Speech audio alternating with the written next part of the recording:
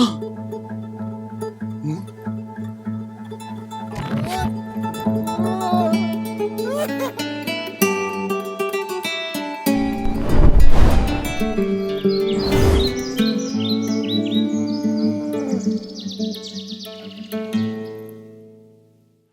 there, boys and girls. Hope you're all fat and happy this week, enjoying this glorious gospel.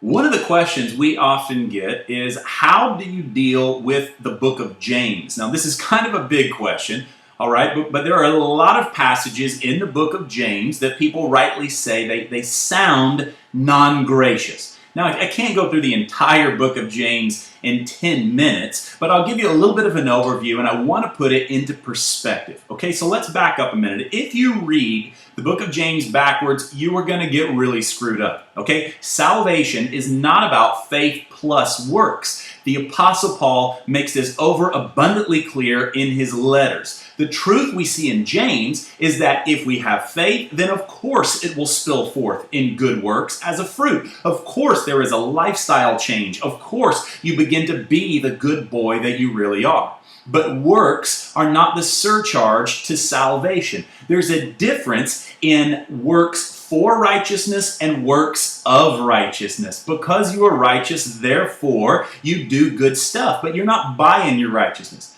You don't read James in addition to Paul. Instead, read James through the lens of Pauline grace. More than any other New Testament writer, we have to pay attention to the Apostle Paul. Romans 2:16 in the Ben Campbell Johnson translation, Paul says that God will judge everyone through Jesus Christ based on my interpretation of the good news. Now that's pretty bold for a human being to say. Paul is saying God's going to judge everybody based on how I read the books. So if Paul's making such a crazy claim, we should maybe pay a little bit of attention to Paul. Paul wrote 2/3 of the New Testament. Luke traveled with Paul, interned with Paul before he wrote the book of Luke. Mark traveled with Paul, interned with Paul before he wrote the book of Mark. Luke traveled and interned with Paul before he wrote the book of Acts. Acts is all about the ministry of the Apostle Paul. Paul slapped down Peter in front of everybody at one point. Peter affirmed the inspiration of Paul's letters, and men sent from James even persecuted Paul. Maybe, just maybe, old Paulie boy was packing something that the other kids were not.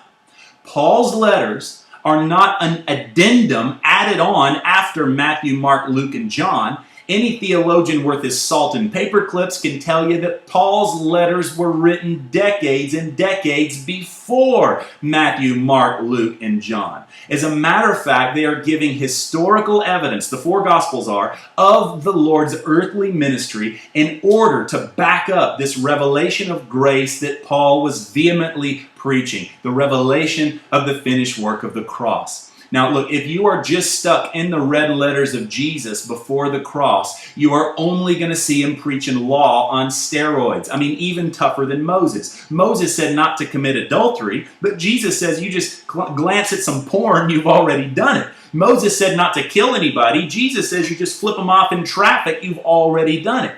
Jesus took the law to a whole nother level in order to frustrate you so that you would give up and throw yourself into the arms of the Savior.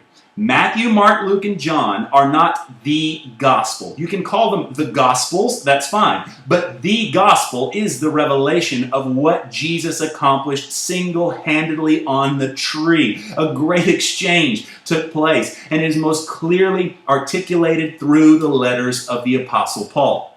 Now, to say that, some people are going to think I'm elevating Paul in a way that a good Catholic would elevate the Virgin Mary. If you think I am elevating Paul's letters above the words of Jesus, well, maybe you didn't realize that Paul's letters are the words of Jesus, this side of the cross. Look, Martin Luther did not even believe that James belongs in the Bible. I do believe James belongs in the Bible, but it is more of a transition book into the New Covenant. I mean, on the surface, what James is, it is a sermon written to Jews in Jerusalem.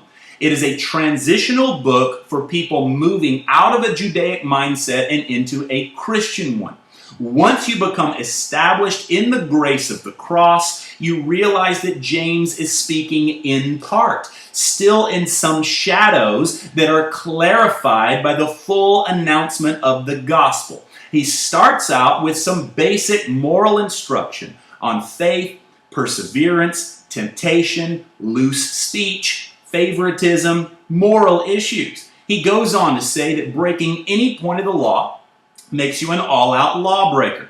But this is true for all of us under the law. Although it's true, James does not clearly go on to articulate that Christ single-handedly completed the law and our freedom is now in the spirit of life under grace. We now live upright, moral lives based on New Testament morality from the inside out, not just externally following the letter that kills. He goes on into this whole faith and works bit, followed by more moral teaching about how we should speak peaceable, live moral lives. He spends a lot of time about taming your tongue. I mean, it's okay to tell a joke every now and then, but don't be a potty mouth on social media all the time. Just basic good advice, okay? Don't covet. Check your motives. Be humble. Don't laugh and rejoice over sin and worldliness. Don't judge people. Don't live only for this world. Do good. Don't complain. Don't be wishy-washy. Acknowledge when you do wrong. That is James in a nutshell. It is a great tract on morality. You should read it. You should do it. And that's it. Left by itself, you have no clue what Jesus has accomplished on your behalf. So read James, live James, meditate on James. But without the full revelation of who you are in Jesus, clearly articulated by Paul, then James itself will only condemn you. James is perfect for its purpose. Just like his brother Jesus, he's showing his fellow Jews that their external observance of the law is invalidated when they've already broken that law internally in their hearts. But there he stops short with no resolution. And we see the fruit of having James only as your teacher in his disciples who came to Antioch judging their Gentile brothers for eating bacon and not hacking off their foreskins. James is a great articulation on the tree of knowledge of good and evil, but Jesus is the tree of life. You are fully forgiven, and now you are fully free to be the holy person you are. Don't write James off, take him seriously, but put him in his proper perspective in the new covenant. Now, check this out. We just planned a last-minute tour across the USA for October. Gospelirium is coming to 4 regions: Massachusetts, Ohio, Louisiana, and Colorado. Register online and come ready to throw down at www.thenewmystics.com/tours. And another last-minute edition for October, our Northwest Glory Symposium in Shelton, Washington. Register online. And visit thenewmystics.com/schools to see our finalised calendar of mystical schools for the next year. John will be in New Jersey, September 12 to 14. St. Louis, October 17 to 19. Dublin, Ireland, November 7 to 9. Brisbane, Australia, December 5 to 7. Woohoo! And Houston, Texas, January 2015. In February, he'll be in Liverpool, England, Reykjavik, Iceland, and Basel, Switzerland. In March 2015, he'll be in Las Vegas. And join us south of the border for our Mexico mission. We'll minister to thousands from around the country. It's our most affordable mission trip ever, and folks are already signing up, so lock in a spot early.